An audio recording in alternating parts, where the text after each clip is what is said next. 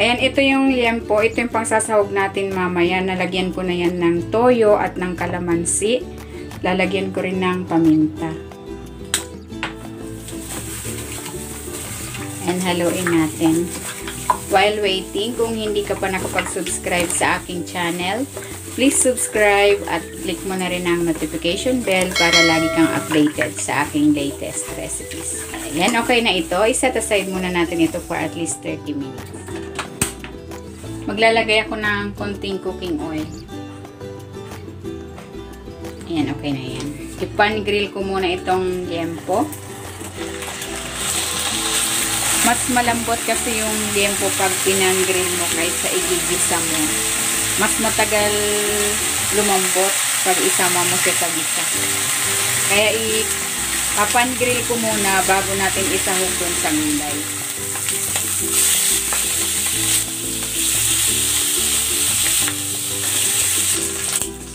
Ayan, okay na ito. Hangoin mo. Palamigin muna natin ito and then hihiwain natin ito.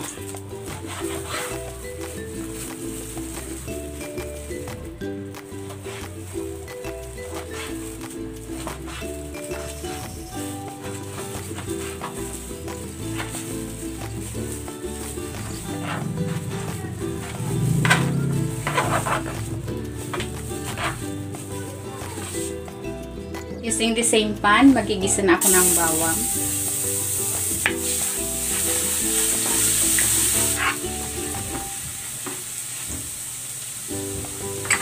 Lalagay ko na rin tong sibuyas.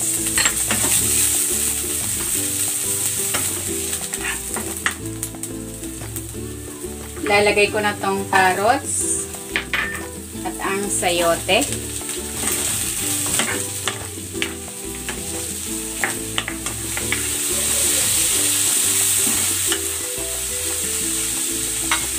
Ilalagay ko na rin tong Baguio beans.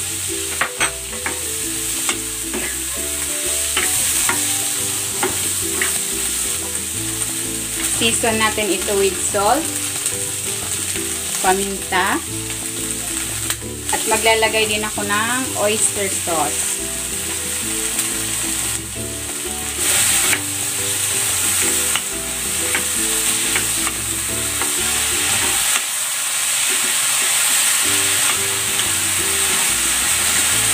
Lalagay ako ng konting tubig para maluto yung ating gulay. And then, takpan natin. Ilalagay ko na rin tong bell pepper.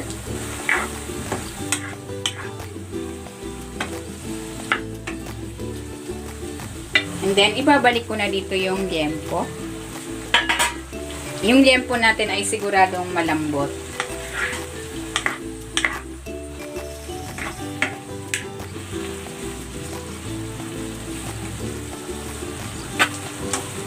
Man natin.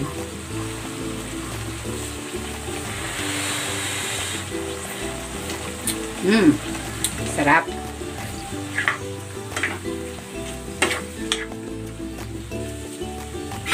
Ayan, luto na itong ating mixed vegetables with pan-grilled liempo. Hanguin na natin.